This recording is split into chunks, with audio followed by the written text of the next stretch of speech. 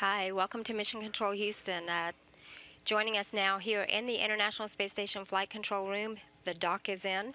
Today we have NASA flight surgeon Steve Gilmore. Welcome, Steve, and thank you for coming. Thank you for having me. It's a pleasure to be here. Great.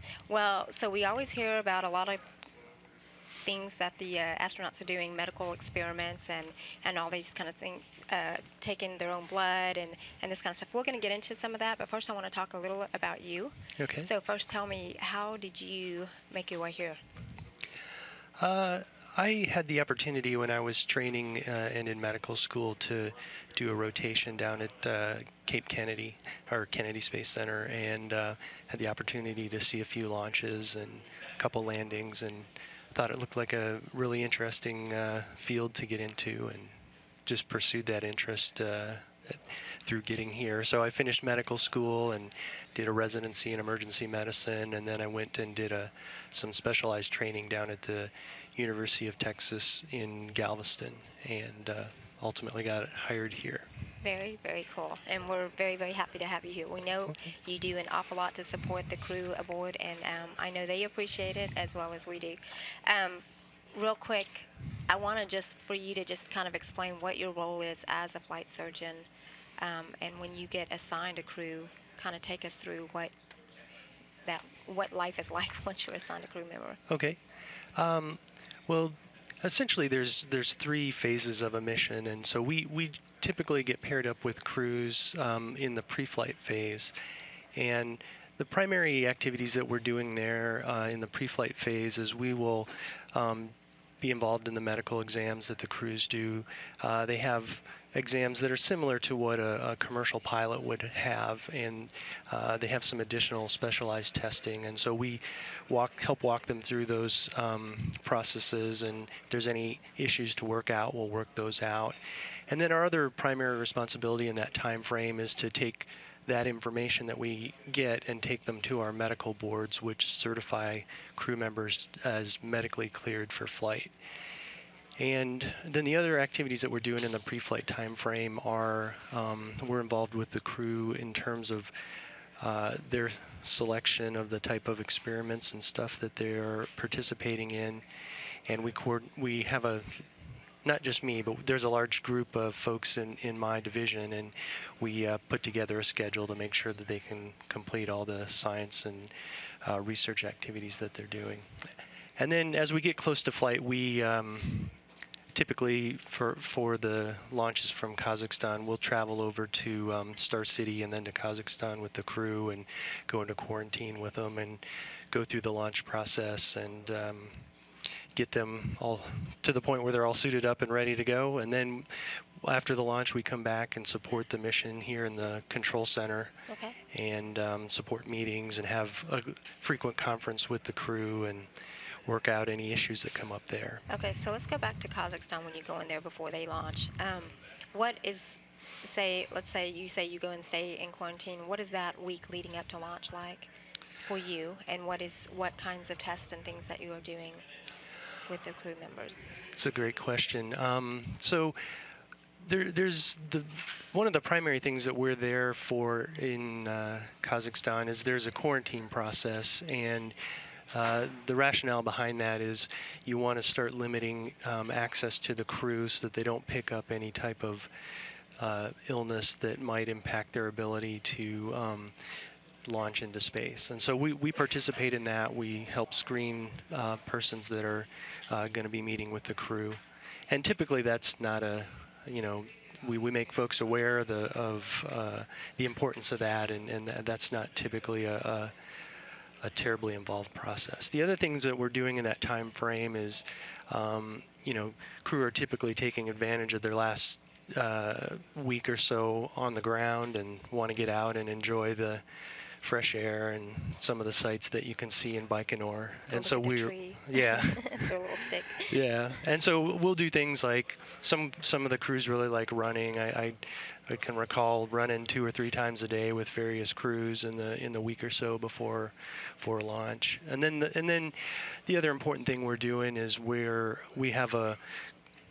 sort of organize some of the crew's personal effects so that they have everything that they need when they go out to get suited up and are ready and prepared for the launch. Sure. And those are the primary So things. you mentioned the running, and so I'm curious now.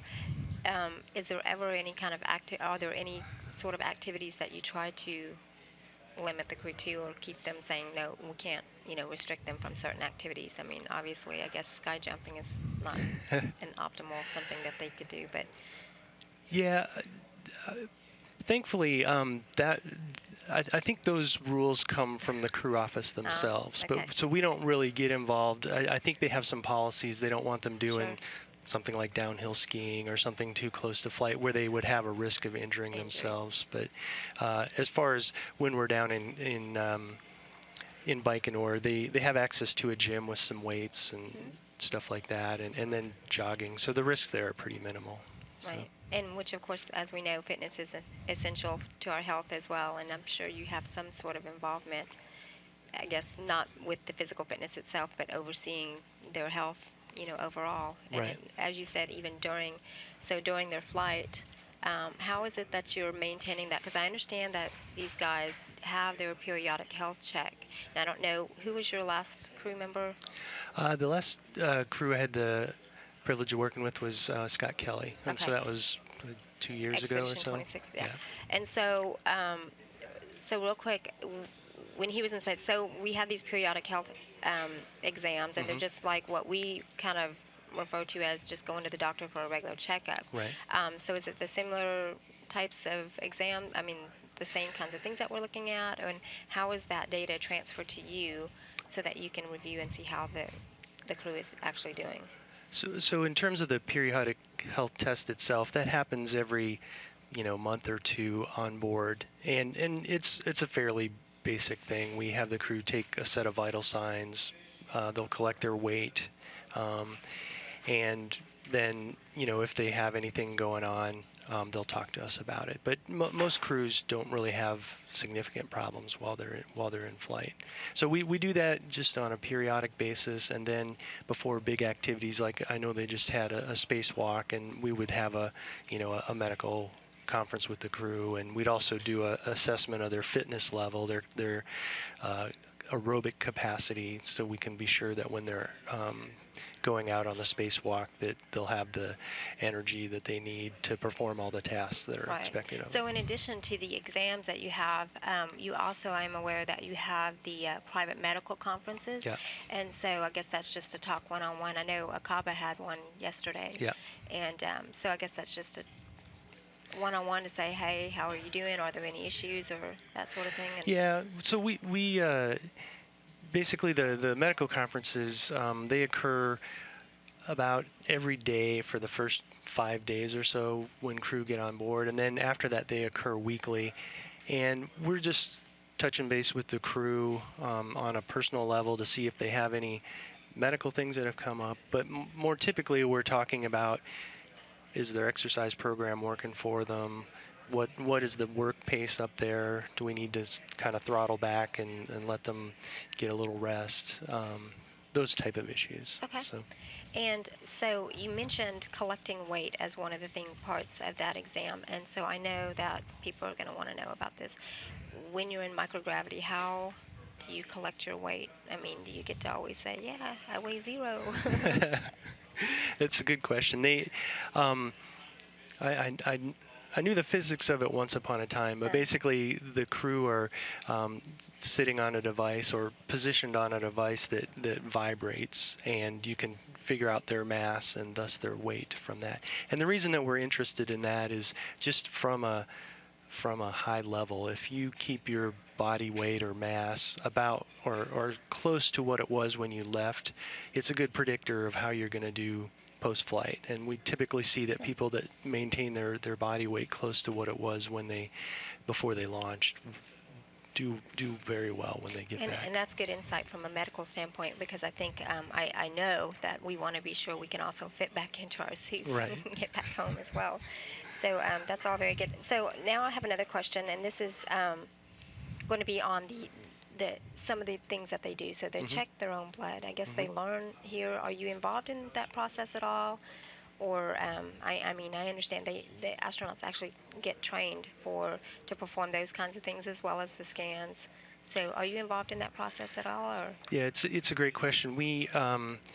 We're sort of secondarily involved here. We've got a great team of trainers here, and so we've got some nurses here that help us train the crew about how to draw some blood from themselves, and so and also on other people, but they take them through a couple class process where they practice on mannequins and learn the techniques that you need to be successful with drawing blood. So, and it's something, it's a task that, or a skill that crew can pick up pretty quickly, and most of them do really well at it. Sure. So essentially, I mean, not only are they up there doing science and maintenance and all these other things, but they're also somewhat of a medical officer up there as well. And so this brings me to a question that we have on Twitter. Actually, I have a couple of questions on Twitter. So we Okay. had polled Twitter and the public, and they do have questions as well. Okay. So the first one is actually talking about, and you can probably hear a little bit in my voice, fall is coming to the United States, and with it, allergies. This comes from Look Up More 7. Mm-hmm.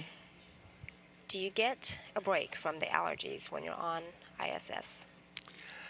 Well, the short answer to that is yes. You're not exposed. The air up there, we do a lot of testing on, and it's very clean um, from the point of view of allergens. They have had some of the recent missions, they've noticed some accumulation of dust and other particles like that, and so some crew will experience some similar type symptoms to allergies, but from the point of view of is it the pollen in the air and that kind of stuff that you get on the ground, you really don't see that when they're on board. Sure. So this brings me to the next question then. Yeah. If it's not allergies, the next question we have on Twitter comes from Josh Stern. What happens if an astronaut gets sick in space? So there's a couple ways to answer that question. The first thing that folks should know is that in the pre-flight time period, for these three-man crews, we select two of the individuals on a three-man crew, and we take them through a process of medical skills training so that we know that everyone has a defined set of capabilities. And this would be things like taking vital signs, maybe giving a shot, talking about giving medications, and other activities like that. Mm-hmm. Then in conjunction with that, we've over time have built a set of procedures or a checklist that the crew get trained on, and so they have a stock set of procedures up there. If I'm having some nausea, or it's related to the medical type symptoms that you might expect them to see up there. So they have some instructions for how to use the equipment and the skills that we've trained them on the ground. And then the third part of that is if something were to come up, probably what we would expect to happen is based on the severity of it or their concern about it. Most things, common things happen commonly, and so they have up there something akin to like your medicine cabinet at home. It's got some vitamins, pain relievers, things like that, and so they can take care of a lot of the things that come up without talking to us. But if something were to come up that was more concerning to them, then we'd probably have a medical conference, one that wasn't scheduled versus the ones that we already talked about that happen on a weekly basis, and we'd just figure out from them what their concerns were, what was going on, maybe provide more direction and instruction and point them to one of the particular procedures about how to take care of it. Sure. So I think that the real answer is define sick. Yeah. It depends on what level of sick you are. Right. Now, what if they are terribly sick? What would happen? Well, one of the things, the biggest thing that we do in that regard is it falls into the ounce of prevention's worth a pound of cure. And so we spend a lot of time, as you're probably familiar in talking with crew and stuff, there's a lot of time spent in terms of scrutinizing the crew medically. And that actually prohibits a number of people that apply from getting in, because basically what we want to try to do and spend our most effort on is identifying things that could potentially cause problems, because what we don't want to have happen is have events occur that results in having to bring crew members home early. And so for that reason, there's a number of things that if a person has in their medical history, it may prevent them from becoming an astronaut. And so that's really where most of the emphasis is placed. We do have some ability to take care of more severe medical conditions. And we do spend some time, as I talked about earlier, with the crew officers, teaching them how to do interventions for those types of situations. But really, where most of our effort is placed is in the prevention Okay. realm. So we're talking about taking care of the Yeah. crew as they're on station. Meanwhile, they do participate in some of these medical experiments, and one of which today looks at that is the integrated cardiovascular. So it looks at the heart muscle atrophy. Yep. And so we know space does some things to our bodies, and I guess this is actually a part of trying to understand that as well. If you will explain, because I think this morning Akaba took part of some ultrasound scans with Aki, Right. some assistance from Aki. So can you talk to me a little about that? Yeah, so I've had some crew members participate in that experiment in the past, and it's a very interesting and thorough experiment. And basically what we're trying to get a better understanding of is, in the past, we've done experiments like this where you take snapshots of information, and what they're doing is they've put a whole complement of tests together to really get an understanding of what is happening to the cardiovascular system as a result of being in space. And so pre-flight, they do some very sophisticated imaging tests, some MRIs, so that they can measure accurately volumes and function of the heart. And then in flight, we have access to a fairly sophisticated ultrasound. And so what they're doing with those tests is to look at the heart in someone that's been in space for a while and try to understand, has the size of the heart changed? Has the volumes inside the chambers of the heart changed? Can we measure any differences as a result of being in this environment where your cardiovascular system doesn't have to work as hard as it normally does just on a day-to-day basis here on the ground? And then when they get back, they go through the similar set of imaging and function tests. So it's a very thorough and good investigation. And I know one of the other things. Well, I guess, sorry, you can maybe you can talk to me a little about what are the most common things, or the things that you try to prevent, or may be a problem. I think I understand kidney stones is something that you definitely want to prevent before a crew member goes up in space. There's the issue with the vision, the eye, and I know they do eye exams pretty periodically. So can you talk to me a little about that? Sure. I guess I'd sort of separate that into a couple things. First, there's just in terms of the process of when the crews first go into space. One of the reasons we have a medical conference for every day for the first several days is, in our experience, crews experience some problems, not problems, but there's an adaptation phase. And what we typically expect out of that is some crews will have some nausea, some occasional vomiting, as they're getting used to this new motion environment. And so we meet with them on a regular basis just to see how those types of things are progressing. And for the vast majority of the crew, it's not something that significantly impacts their ability to perform work and do those types of things. As you mentioned, you talked a little bit about, we've noticed as we've gotten better medical equipment on board, we've been tracking a few or this process in some crew where we notice that they have a little bit of change in how well they can see. And what I mean by that is they might have a change in a line or two. If I'm sure your viewers have been to the eye doctors, many of them, and they might not read quite as well. If you looked out at the eye chart, that may change by a line or two.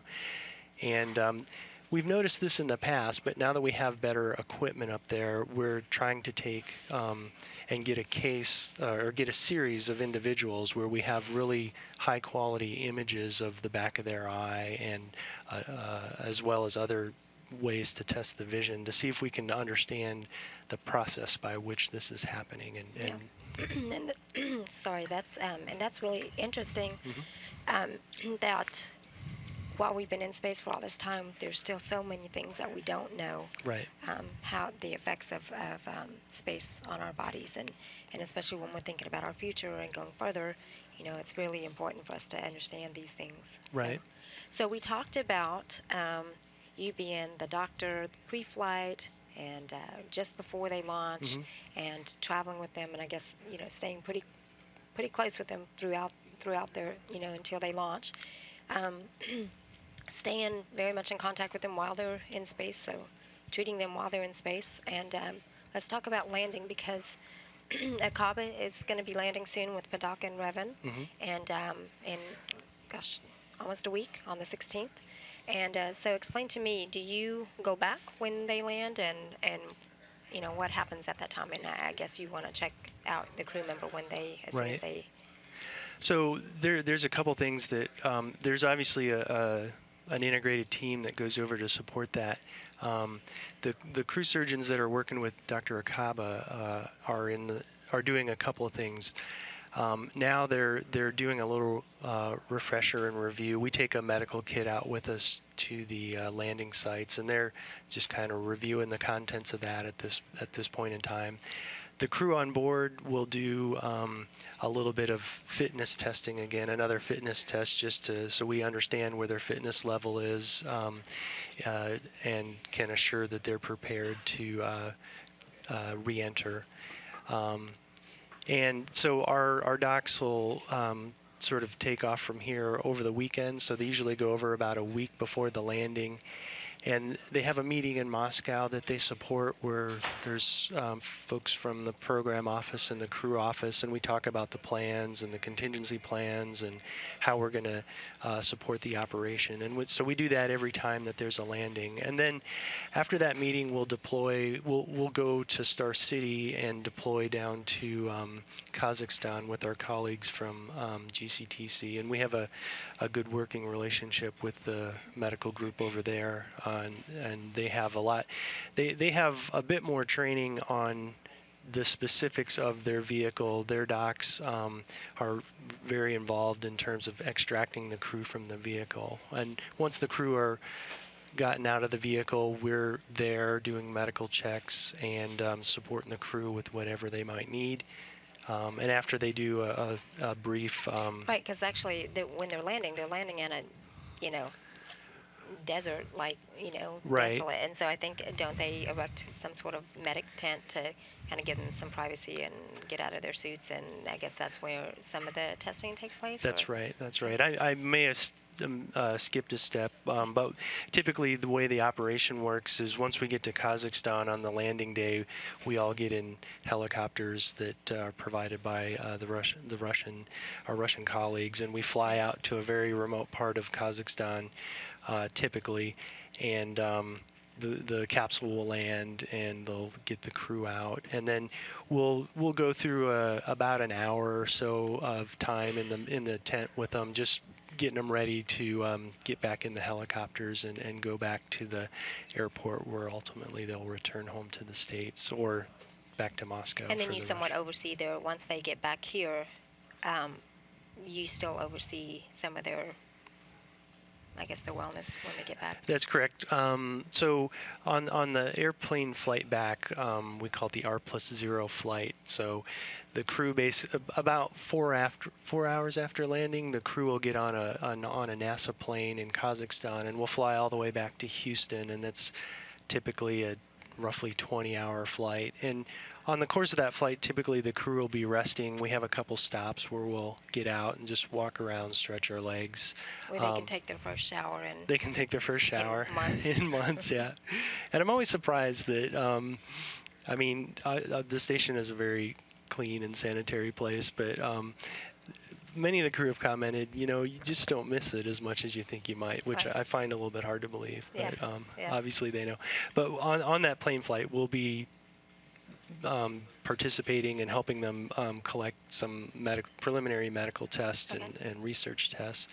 And then once they get back to Houston, the first 2 weeks is pretty busy, but we have in total, in terms of, from my perspective, we have roughly a 45-day what we call a reconditioning period. And there's a great team that we are lucky to work with called the ACERS. And these are basically trainers with a lot of experience with working with astronauts when they return from space. And so the goal there is to get their strength and all their functioning back to their pre-flight baseline. And that 45 days with folks working hard.